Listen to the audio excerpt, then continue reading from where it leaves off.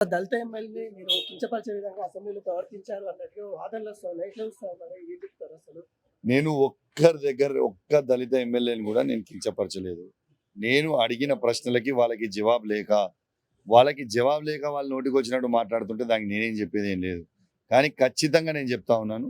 ఎట్టు పరిస్థితిలా వాళ్ళు ఎన్ని టాపిక్ డైవర్షన్‌లు చేసినా, నన్ను ఎంత ఇబ్బంది పెట్టినా, వాళ్ళు ఇస్తాన్న 6 గ్యారంటీలు, 420 హామీలు వాళ్ళు ఇచ్చే వరకి పోరాటం చేస్తూనే ఉంటా. ప్రజల పక్షాన నిలబడి క్వెషన్స్ చేస్తూనే ఉంటా. పాడి థాంక్ యూ. కౌశిక్ రెడ్డిని ఒక మావోయిస్ట్ లెక్క పోల్చారు. అంటే ఈయన అసెంబ్లీలో ఉన్న ఒక మావోయిస్ట్ ఆయన పోల్చారు కదా! దాన్ని ఎట్లా చూస్తా ఉన్నారు?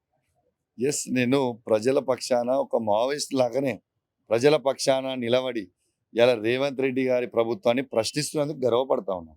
ఎందుకంటే ప్రజల పక్షాన నిలబడ్డా అనేది వాళ్ళే ఒప్పుకున్నారు. దాంట్లో బరాబర్ ప్రజల పక్షాన నిలబడతాం. ఖచ్చితంగా ప్రజల పక్షాన నిలదీస్తూనే ఉంటాం.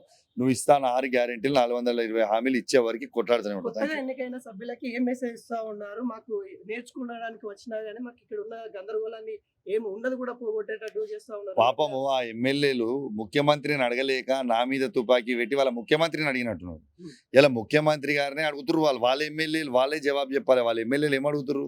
మేము కొత్తగా సభ్యులం వచ్చినాం, ఏం మాటలు మాట్లాడుతున్నారు, మీరు ఏం నేర్పిస్తున్నారు అని అడుగుతున్నారు. అది ఎవరిని అడిగింది? నన్ను కాదు అడిగింది, హ్మ్. హ్మ్. అది అడిగింది రేవంత్ రెడ్డి గారిని. హ్మ్. నువ్వు బడవే ఎందుకు అంటున్నావు అని అడుగుతున్నారు వాళ్ళ ఎమ్మెల్యేలు. హ్మ్. నువ్వు ఎందుకు పేగులు మెడలు వేసుకుంటా అని అడుగుతున్నావు వాళ్ళ ఎమ్మెల్యేలు. నువ్వు కండ్ల గుడ్లు వీకి గోటిలాడుతానో ఎందుకు అంటున్నావు అనేది ఆయనని వాళ్ళ ఎమ్మెల్యేలు ప్రశ్నిస్తున్నారు.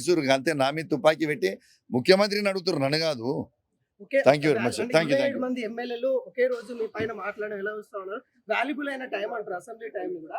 ఆ టైంలో 27 ఎమ్మెల్యేలు అంటే ముగ్గురు దాన్ని బట్టే కాంగ్రెస్ ప్రభుత్వానికి కౌశిక్ రెడ్డి అంటే ఎంత భయం ఉందనేది దాన్ని బట్టే మీరు అర్థం చేసుకోవచ్చు.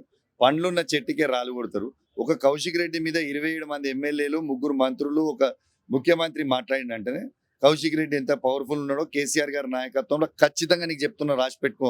మళ్ళీ ఈ తెలంగాణ రాష్ట్రానికి కేసీఆర్ గారు ముఖ్యమంత్రి కావడానికి ఇవాళ దాకా 12 గంటలు పనిచేస్తుంటుంది. ఇప్పుడు 24 గంటలు పనిచేస్తాం బిడ్డ, నీ సంగతి ఏందో చెప్తాం. Thank you. కమిటీ రాబోతా ఉంది. బర్తరఫ్ చేస్తారనే వాదనలు కూడా వినిపిస్తున్నాయి. ఫస్ట్ బర్తరఫ్ చేయాలంటే రేవంత్ రెడ్డి గారినే బర్తరఫ్ చేయాలి. నేను ఏం తప్పు చేయలేదు. వాళ్ళు ఎథిక్స్ కమిటీ పిలిచినప్పుడు తప్పకుండా మాట్లాడతాను. Thank you.